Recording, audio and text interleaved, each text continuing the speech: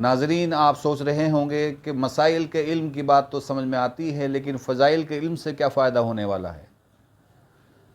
تو میرے عزیزو،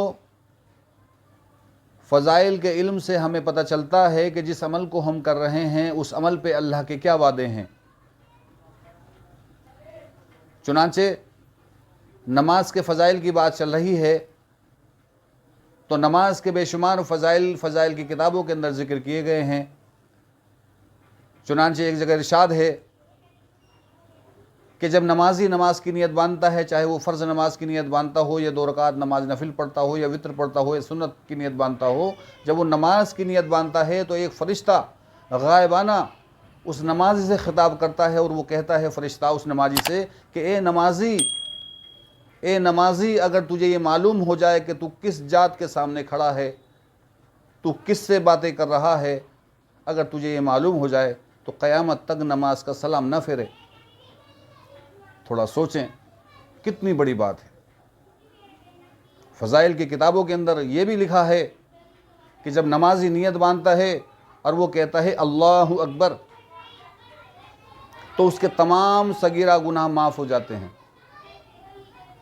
اور جب وہ ثنا پڑھتا ہے اور ثنا کے بعد اعوذ باللہ بسم اللہ پڑھتا ہے تو اس کا لکھا ہے فضائل کی کتابوں کے اندر کہ جتنے اس کے بدن کے اوپر بال ہیں، جتنا اس کے جسم کے اوپر بال ہیں، جتنی اس کی مقدار ہے، ان بالوں کی جو مقدار ہے ان کی مقدار کے برابر نیکیاں اس نمازی کے نام اعمال کے اندر لکھ دی جاتی ہیں۔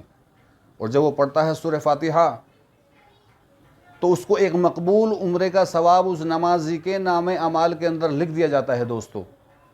اس کے بعد نمازی اور سورت ملاتا ہے اور پھر رکوع کرتا ہے۔ چنانچہ رکوع کے تعلق سے لکھا ہے کہ جب نماز سے رکوع کرتا ہے، رکوع کے اندر رکوع کی تسبیح پڑھتا ہے، سبحان ربی العظیم، سبحان ربی العظیم۔ جب یہ رکوع کی تسبیح پڑھتا ہے تو اس کو 4 آسمانی کتابیں تلاوت کرنے کا ثواب ملتا ہے دوستو۔ توریت، زبور، انجیل، قرآن کریم، 4 آسمانی کتابیں تلاوت کرنے کا ثواب اس نمازی کے نام اعمال میں لکھ دیا جاتا ہے دوستو۔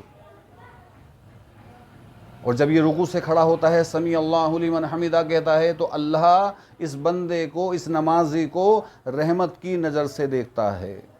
اب سوچیں، جس کو اللہ رحمت کی نظر سے دیکھے اس کا بیڑا پار ہوگا کہ نہیں ہوگا؟ سوچیں آپ۔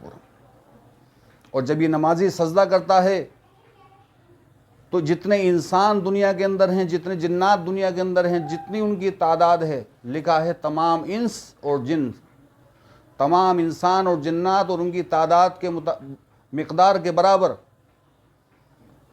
اس نمازی کے نام اعمال کے اندر نیکیاں لکھ دی جاتی ہیں دوستو۔ اور جب یہ نمازی سجدے کے اندر سجدے کی تسبیح پڑھتا ہے، سبحان ربی العالی، سبحان ربی العالی، تو اس کو غلام آزاد کرنے کا ثواب ملتا ہے۔ اور جب یہ نماز کے اندر تشہد کے اندر التحیات پڑھتا ہے تو اس کو لکھا ہے کہ نمازی کو اس کو صبر کرنے والوں کے برابر ثواب ملتا ہے۔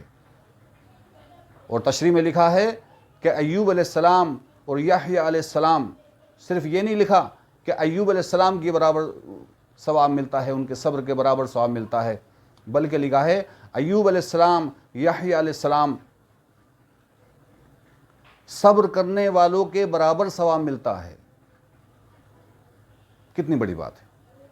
اور لکھا ہے کہ جب یہ نمازی نماز کو مکمل کرتا ہے اور سلام پھیرتا ہے، السلام علیکم ورحمۃ اللہ، السلام علیکم ورحمۃ اللہ، جب یہ دونوں جانب سلام پھیرتا ہے اور نماز کو مکمل کرتا ہے تو اللہ کی طرف سے ایک جنت کے 8 دروازے کھول دی جاتے ہیں۔ اس نمازی کے لیے جنت کے 8 دروازے کھول دی جاتے ہیں، اور اس سے کہا جاتا ہے کہ جنت کے جس دروازے سے تو چاہے داخل ہو جا۔ یہ استقبال ہے کہ نمازی کا، لیکن ایسی نماز ہمیں بنانی ہوگی جو اللہ کے ہاں مقبول ہو جائے۔ ایسی نماز کو بنانے کے لیے ہمیں مسائل کا علم بھی حاصل کرنا ہوگا، ایسی نماز کو بنانے کے لیے ہمیں فضائل کا علم بھی حاصل کرنا ہوگا، اپنی نماز کے اندر خشوع و خضوع پیدا کرنا ہوگا۔